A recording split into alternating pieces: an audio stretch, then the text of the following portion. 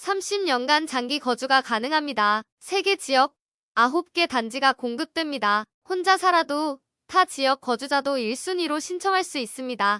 구독과 좋아요, 알림 설정은 영상 제작에 큰 힘이 됩니다. 오늘은 세개 지역이 포함되어 있는 국민임대주택 모집 공고를 소개해 드립니다. 아쉽게도 예비 입주자 모집인데요. 서로 다른 유형의 임대주택의 예비 번호를 받아둘 수 있어서 다른 유형과 신청해 두시면 좋습니다. 그럼 국민임대주택이 무엇인지, 그리고 이번 공고의 특징도 함께 소개해 드릴게요. 국민임대주택은 가장 대표적인 임대주택 중 하나입니다. 저소득층을 위해 분양 전환 없이 공급되는데요. 임대 기간이 30년으로 매우 길기 때문에 이사 걱정 없이 거주할 수 있습니다. 국민임대주택은 행복주택과 다르게 혼자 살아도 큰 면적까지도 신청할 수 있습니다. 이번 공고에서는 36, 46, 51, 59형으로 구성되어 있습니다. 면적별 선정 기준이 다르게 적용됩니다. 50제곱미터를 기준으로, 그보다 클 경우 청약저축을 기준으로, 작은 경우는 거주지를 기준으로 합니다. 선정 기준이 다르다 보니 큰 면적의 경우 타 지역 거주자가 1순위로 신청할 수 있습니다. 그럼 사실상 면적에 따라 거주지 제한이 없이 입주자로 선정될 수 있죠. 공급 규모는 총 300명이며 3개 지역에서 총 9개 단지가 공급됩니다. 주요 내용은 이렇게 4가지가 있는데요. 타 지역 거주자라면 큰 면적으로, 청약 통장 납입 횟수가 적은 분들은 작은 면적으로 신청하면 조금 더 유리할 것 같네요. 세부 내용을 확인해 보신 후 유리한 방향으로 선택해 보세요. 그럼 단지별 위치를 알려드릴게요. 위치는 군포시, 안산시, 의왕시에 총 9개 단지가 있습니다. 2005년에서 2014년 사이에 지어진 구축 단지들입니다. 지도에서 보면 지역별로 이렇게 3곳에 있다고 보시면 되는데요. 안산역 인근, 의환역 인근, 인덕원역 인근에 위치합니다. 먼저 의왕역 인근의 3개의 단지를 볼게요. 지하철을 이용할 수 있는 정도 거리지만 도보 이용은 조금 어려워요. 이번 공고에 공급되는 단지들 모두가 이 정도 거리에 있으니 참고해주세요. 군포 당동1, 삼성마을 1단지는 당정역까지 1.5km 정도입니다. 대중교통을 이용하면 10분 정도면 쉽게 접근할 수 있습니다. 군포 부곡이 휴먼시아 2단지는 역세권이라고 할 수 있는 정도인데요. 의왕역까지 도보로 약 8분 거리입니다. 의왕 부곡 장안마을 주공은 의왕역까지 15분 거리입니다. 단지별 장단점을 볼게요. 군포 당동 1단지의 장점은 대형마트가 단지 바로 앞에 있고 골프장이나 러닝트랙, 축구장 등 체육센터도 바로 앞에 있습니다. 유료로 이용할 수 있는 스포츠 강좌를 쉽게 이용할 수 있겠네요. 초등학교는 이 정도 거리입니다. 군포 부곡 2단지의 장점은 앞서 말씀드린 것처럼 역세권 단지입니다. 단지 바로 위로 산업단지가 위치하고 있어서 해당 지역으로 출퇴근 시 매우 빠르게 접근할 수 있는 직주 근접에 유리함이 있습니다. 주변 학교는 이 정도 거리입니다. 단지에 거의 붙어 있죠. 군포 부곡 2단지와 의왕 장안마을 주공단지는 호수공원이 가까운 장점도 있네요. 모집 인원은 이 정도입니다. 군포 당동 1단지는 46형에서 20명, 부곡 2단지는 36형에서 40명, 46형에서 10명, 의왕 부곡은 36형에서 10명을 모집합니다. 임대료는 이 정도로 책정되었는데요. 임대료 전환이 가능해서 36형의 경우 보증금 500만 원대로 부담 없이 이용할 수 있습니다. 각 주택형 별로 임대료를 확인해주세요. 다음은 안산 지역입니다. 3개 단지 모두 생활권이 같다고 보시면 됩니다. 교통환경은 수인분당선과 4호선을 이용할 수 있는 장점이 있습니다. 가장 가까운 단지가 안산 신길 9단지입니다. 안산역까지 도보 15분 거리입니다. 나머지 단지들은 버스를 이용해 주시는 것이 좋을 것 같습니다. 주변 시설을 보면 대형마트인 트레이더스가 보이고 원국동 다문화 음식거리도 위치하고 있어서 특별한 음식들을 쉽게 접할 수 있겠네요. 모집 인원은 실길에서 46형이 공급되며 총 85명, 51형은 15명입니다. 주택형별 임대료를 화면의 표에서 확인해주세요. 다음은 의왕 지역입니다. 포일숲 송마을 1, 2단지와 휴먼시아 6단지가 대상 단지입니다. 이곳은 산과 공원으로 둘러싸인 특징이 있는데요. 동쪽으로 청계산이 있습니다. 교통환경은 4호선 인덕원역 인근에 위치합니다. 4호선 라인을 따라 과천, 서울대공원, 그리고 서울까지 다른 지역에 비해 더 쉽게 접근할 수 있습니다. 모집 인원은 이 정도입니다. 가장 큰 면적인 59형이 청계 6단지에서 공급됩니다. 59형의 임대 조건은 보증금 6,200만원에 월세 38만원 수준이네요. 각 주택형 별로 임대료를 확인해주세요. 공급 조건 내용을 조금 더 알려드릴게요. 오늘 모집하는 인원은 기존 예비자의 뒷번호부터 순번이 부여됩니다. 기존 대기자가 많을수록 입주 예정 시기는 더 늦어질 수 있습니다. 내부 구조는 이렇게 되어 있는데요. 각 단지별로 실제 구조에는 차이가 있습니다. 대략적인 구조만 참고해주세요. 36형은 작은 방과 거실 겸 침실이 있는 1.5룸 구조, 46형과 51형은 투룸 구조, 59형은 3룸 구조입니다. 임대료는 기본 임대 조건 외에 전환 가능한 보증금 한도액도 확인해 주셔야 하는데요. 이미 상호전환을 알고 계시다면 넘어가 주셔도 됩니다. 상호전환이란 보증금의 일부를 월 임대료로 전환하거나 월 임대료를 보증금으로 전환하는 것을 말합니다. 보증금 증액 시 7% 이율로, 감액 시 3.5% 이율로 전환됩니다.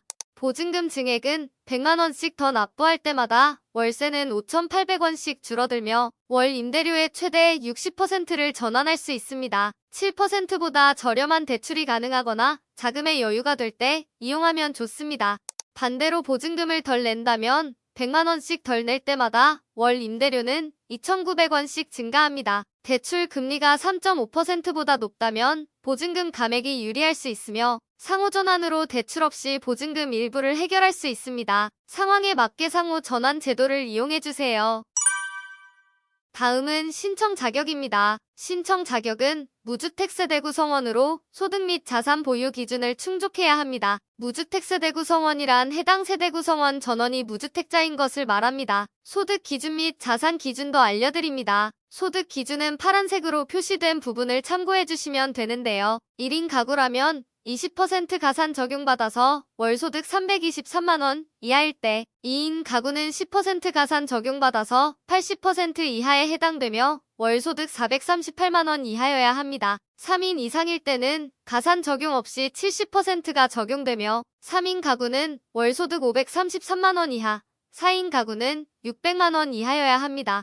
자산 기준은 해당 세대 구성원 전원이 보유한 총자산이 3억 3,700만원 이하, 차량을 보유한 경우 개별 자동차 가액이 3,803만원 이하여야 합니다. 만약 2023년 3월 28일 이후 출생한 미성년 자녀가 있다면 출산 자녀 수에 따라 일부 가산 적용받을 수 있는데요. 신생아 가구로서 미성년 자녀가 1명인 경우 10%, 신생아 포함 미성년 자녀가 2인 이상이라면 20% 가산 적용받습니다.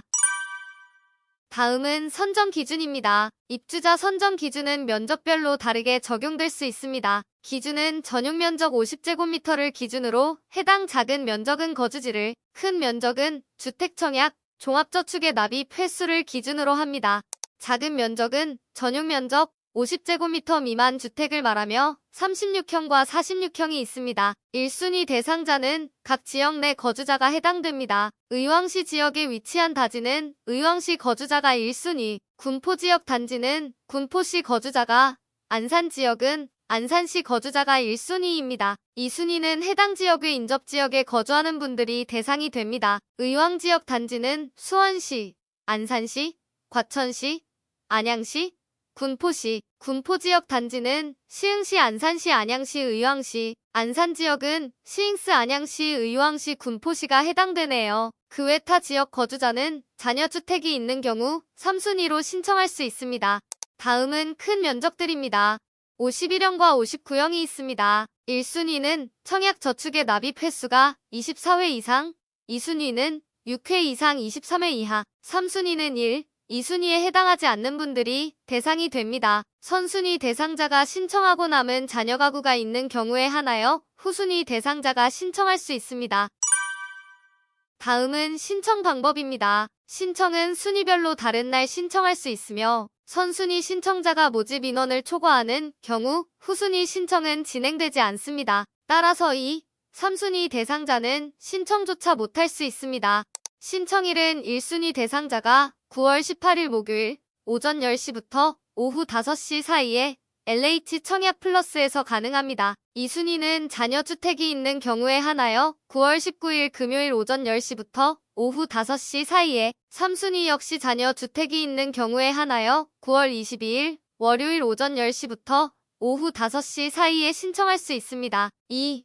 3순위 대상자는 신청 전 LH 청약 플러스의 공지사항 페이지에서 신청 가능 여부를 확인해주세요.